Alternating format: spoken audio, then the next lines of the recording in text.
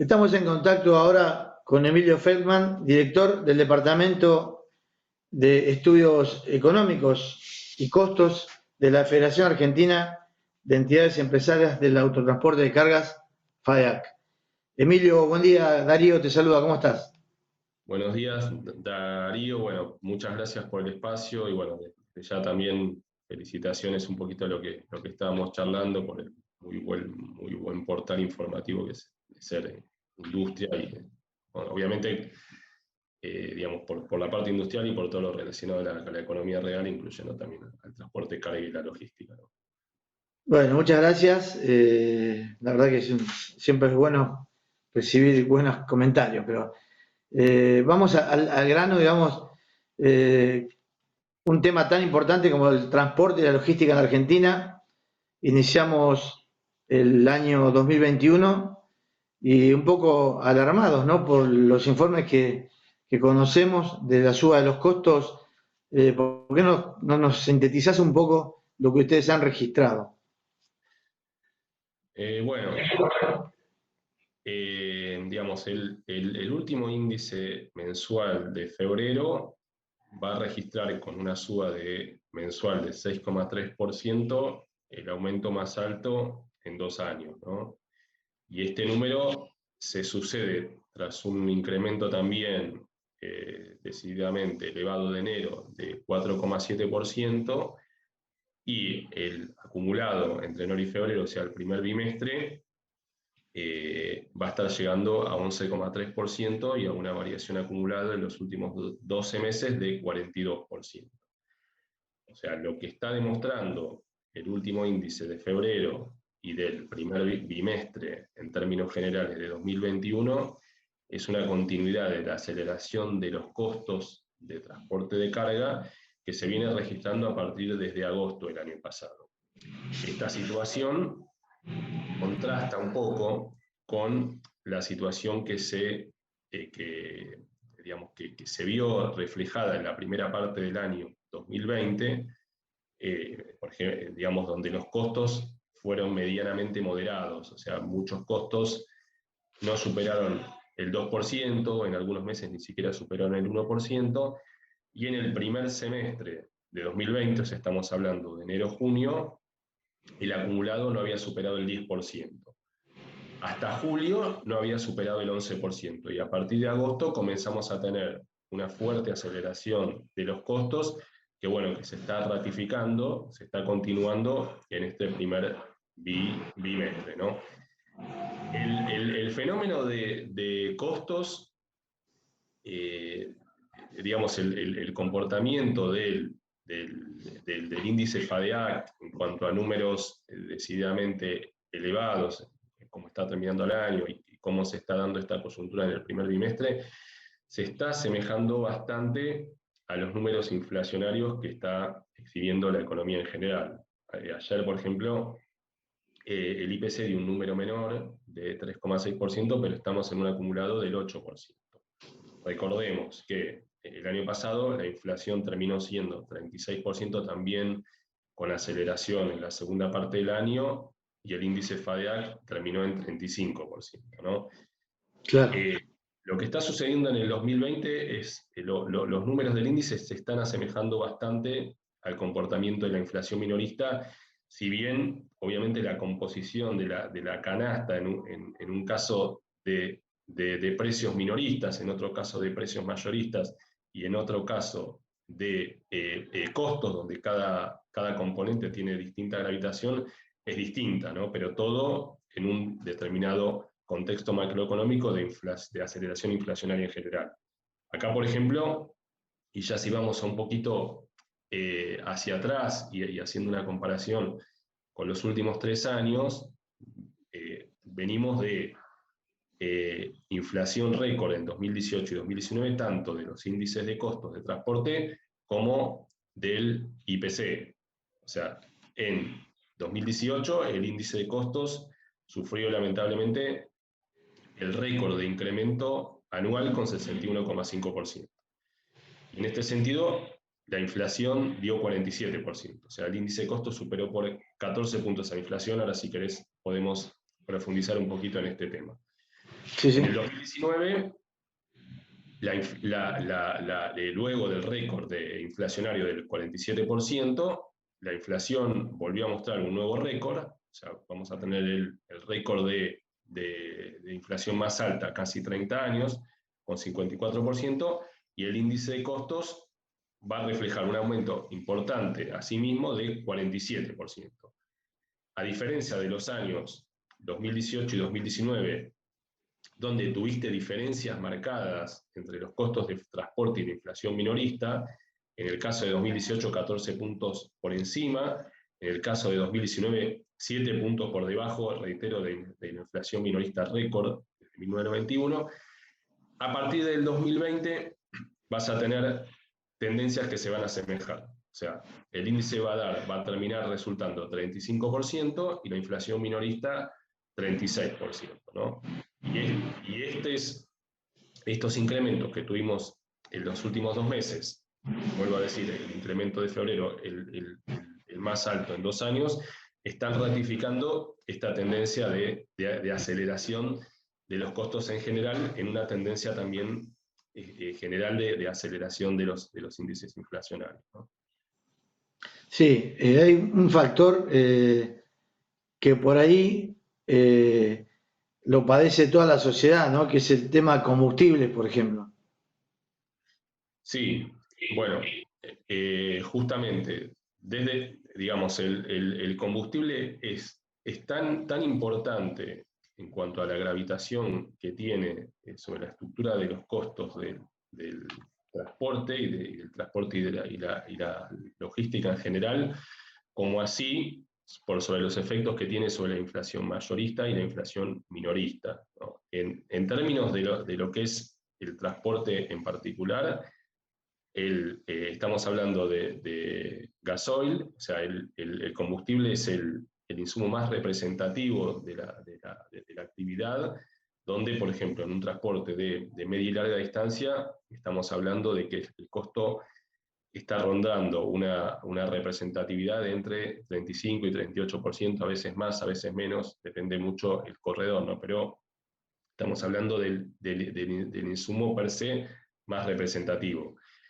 En lo que es la inflación minorista, uno puede estar hablando porque no hay una medición directa, digamos, como es en el caso del camión, en este caso, donde uno dice, bueno, yo mido un corredor de 10.000 kilómetros, yo sé que si tomo combustible, por ejemplo, un consumo estándar de 37 litros kilómetros, yo voy a tener una medición mucho más precisa de cuánto va a ser el costo y la gravitación del costo del gasoil en ese sentido. Pero en cuanto a inflación minorista, podemos estar hablando de que el combustible en general, el gasoil, las naftas, con todas las incidencias directas e indirectas, tiene una representatividad en torno al 15-18%, ¿no? Y esto fue muy marcado en los años 2018 y 2019, donde los aumentos de combustible se convirtieron en un factor, yo diría, generador, propagador y amplificador de inflación minorista. O sea, recordemos, en el 2018 hubo 14 aumentos de combustible, tanto de gasoil como de las naftas. Nosotros medimos en ese caso un incremento anual de 77%. Ahora, si querés, vemos las diferencias entre los precios netos y los precios finales, cuando, por ejemplo, el IPM mayorista en 2018 terminó dando arriba del 100%. Estoy hablando del rubro petróleo y gas, no el IPM de índice en general, ¿no? Y bueno, este es el séptimo aumento consecutivo en forma mensual. En enero hubo 3 aumentos, en febrero 2.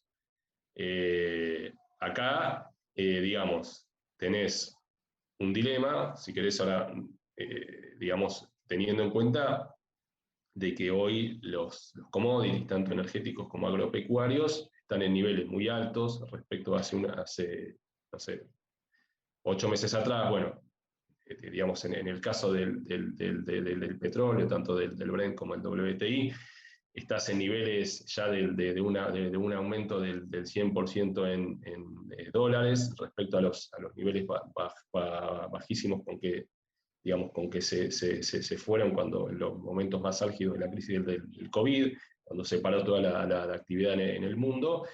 Y en cuanto a los commodities, bueno, por ahí estás en un precio te diría en soja por ahí en un 80% en dólares más de lo que tenías hace un año. Entonces, en el caso de los combustibles, bueno, esto está generando un dilema de, digamos, de qué política se está llevando a cabo con estos precios que son altos. Un poquito, digamos, lo que está sucediendo con el petróleo a nivel internacional es que está pegando la vuelta de lo que sucedió en el segundo trimestre en general y en el tercer trimestre de 2020, donde te fuiste a los precios más bajos en casi 10 años. ¿No? O sea, en ese momento la crisis más álgida del COVID, cuando el mundo prácticamente se paralizó y se pararon los cruceros, los aviones, el transporte, digamos, ahí hubo un crash en el mercado de combustibles a nivel mundial y el Brent, por ejemplo, pasó a tener un precio menor a $20 en un día, o sea, se mantuvo durante un mes en torno a los $25. Bueno, hoy ya estás, por diversas razones, que ahora si querés las podemos profundizar, estás en niveles mayores a $65. Por ahí hay un dilema que bueno, que creo que es uno de los grandes dilemas que se vienen hacia adelante, que es cómo compatibilizar los precios internacionales con los precios locales en nada más y nada menos que un precio clave como es el del combustible, ¿no? O sea, en Argentina, en este sentido, tuvimos varios esquemas. Durante 12 años, digamos, durante los 3 gobiernos del kirchnerismo, tuvimos un barril criollo. A veces por encima del precio internacional, a veces por debajo del precio internacional. Este esquema de barril criollo continuó durante el primer año de Macri.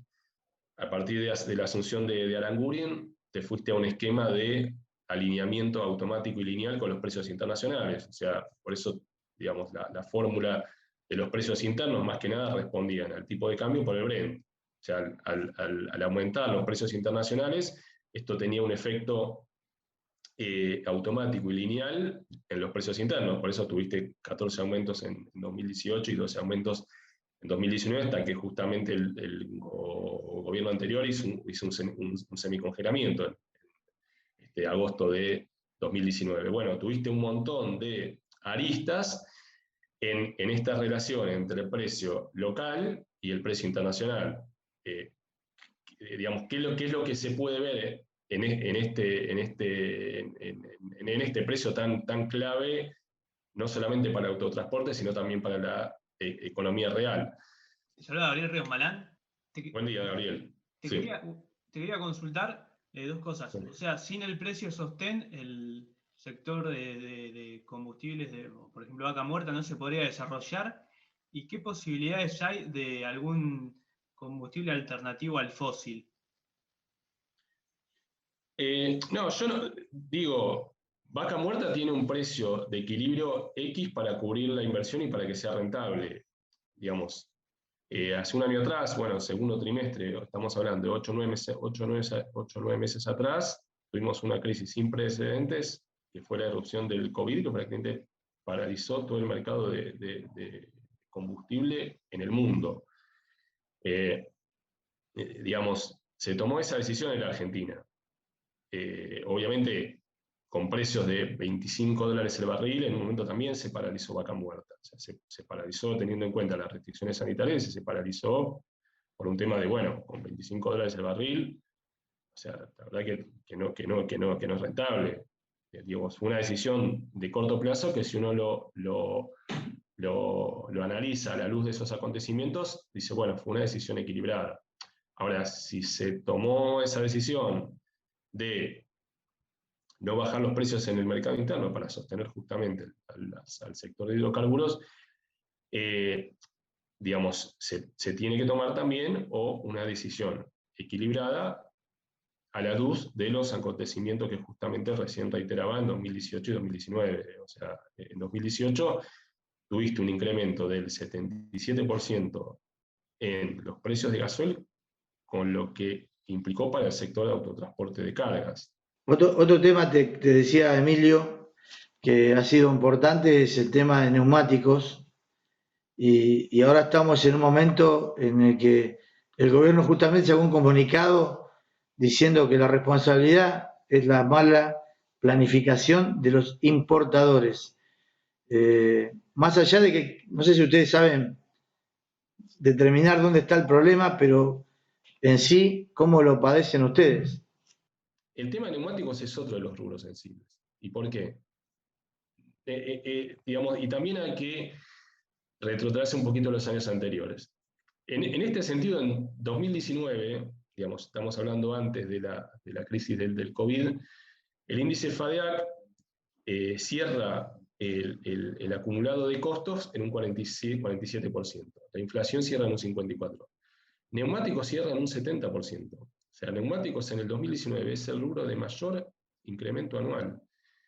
Y en el 2020, neumáticos cierra con un 71%. O sea, neumáticos viene de 2 incrementos récord anuales. O sea, en el año 2020, neumáticos, el rubro neumáticos va a doblar el incremento general del índice, que fue del 35%, y prácticamente va a doblar el incremento de inflación, que fue del 36%. ¿no? Y ahí yo creo que, bueno, que se están conjugando varios factores. Por un lado, bueno, en primer lugar, digamos, el mercado de cubiertas en lo que es transporte pesado, o sea, si nos vamos a los grandes equipos, está más que nada representado por las marcas importadas. Tenemos una marca nacional que es FATE, pero digamos, la preponderancia del mercado está representado por las marcas importadas. Bueno, los productos importados siguen al dólar y siguen al dólar oficial en cuanto a las importaciones. Tuviste una política de mini devaluaciones periódicas en todo el año 2020, más o menos un ajuste del dólar entre 35 y 40%, y obviamente, digamos, si vos adquirís un producto importado, digamos, vas a tener que pagar al dólar oficial y eso se va a traducir en un incremento de precios como mínimo de lo que aumentó el dólar. Después tenés otro contexto, que es el contexto de limitadas reservas y de restricciones a las importaciones. Bueno, entonces esto yo creo que está llevando, digamos, este contexto de limitadas reservas está llevando en algunos rubros a que haya cierta especulación. Digamos que esto no está ni bien ni mal, esto es lo que ocurre en el mercado, en cuanto a los costos de reposición. ¿No? O sea, ¿cuál va a ser el dólar con la que yo voy a pagar? Y más si tengo restricciones a las importaciones. Y más si me tengo que cubrir con, no sé, un tipo de cambio CCL, digamos, acerca de cuál va a ser mi costo de reposición. ¿no? Entonces, después, bueno, dentro del mercado tenés distintos actores. Probablemente Can Capital y GBA, los incrementos respecto de, del interior o por ahí donde haya mayor problema de demanda sean menores, o los distribuidores oficiales tengan una política de incremento más estable que lo que puede llegar a tener un distribuidor no oficial, que por ahí compra un determinado nivel de cubiertas y llama por teléfono y no tiene, entonces, digamos, al haber mayor demanda, bueno, se está produciendo este cuello de botella, y también este fenómeno de la incertidumbre en cuanto a los costos de reposición hacia futuro, ¿no? Pero te quería preguntar para último, Sí. ¿crees que hay alguna posibilidad, como viene la marcha de la economía, de que se pueda estabilizar o no seguir creciendo estos costos? Mirá, bueno, acá a mí por lo menos no me gusta dar proyecciones anuales, teniendo en cuenta a veces el muy corto plazo con el que se está trabajando. Lo que sí te puedo decir es que en marzo y en abril estamos previendo una desaceleración de costos respecto a los niveles altos de enero y febrero. Desaceleración de costos. Esto no implica que los costos vayan a reducirse drásticamente. O sea, desaceleración de costos con niveles de costos aún altos y Claro. en un contexto, digamos, de aceleración de los índices inflacionarios en términos generales. Esto en cuanto a inflación. En cuanto a la producción en general, sí vemos señales más alentadoras y donde está existiendo una progresiva recuperación de la actividad. Ahora, esto es muy dispar, ¿no? O sea, por un lado tenemos la excelente coyuntura que está atravesando el sector agropecuario, que es el sector que pudo sortear muy bien la pandemia, con excelentes producciones. Estamos en cosecha récord de maíz, una excelente cosecha de trigo, y también estamos en precios récord. No sé, hay que ver cada commodity, pero por ahí estás en precios récord en 5 años, en 8 años. Digamos, estás en una excelente coyuntura del agro. Esta muy buena coyuntura, muy buena economía y también rentabilidades interesantes que está volviendo a tener el productor, el acopiador, todo el mundo agro, se está traduciendo, se está derramando hacia sectores importantes. En el caso de maquinaria agrícola, ya el año pasado también viene con una excelente coyuntura, este año también. Digamos, se está volviendo a reactivar la venta de acero, y esto también está redundando en una mayor venta de camionetas 4x4. O sea, todo lo que es el mundo agro está muy bien. En segundo lugar, digamos, otro de los factores que está reactivando es la industria de la construcción. Emilio, te agradezco mucho este tiempo que nos diste para hacer Industria Radio. No, por favor, Darío. Bueno, gracias, buen fin de semana y hasta cualquier momento. Para mí también un gusto, y seguirlos también en el portal y en las noticias. Bueno, muchas gracias. Hablamos con Emilio Feldman, director del Departamento de Estudios Económicos y Costos de FADEAC.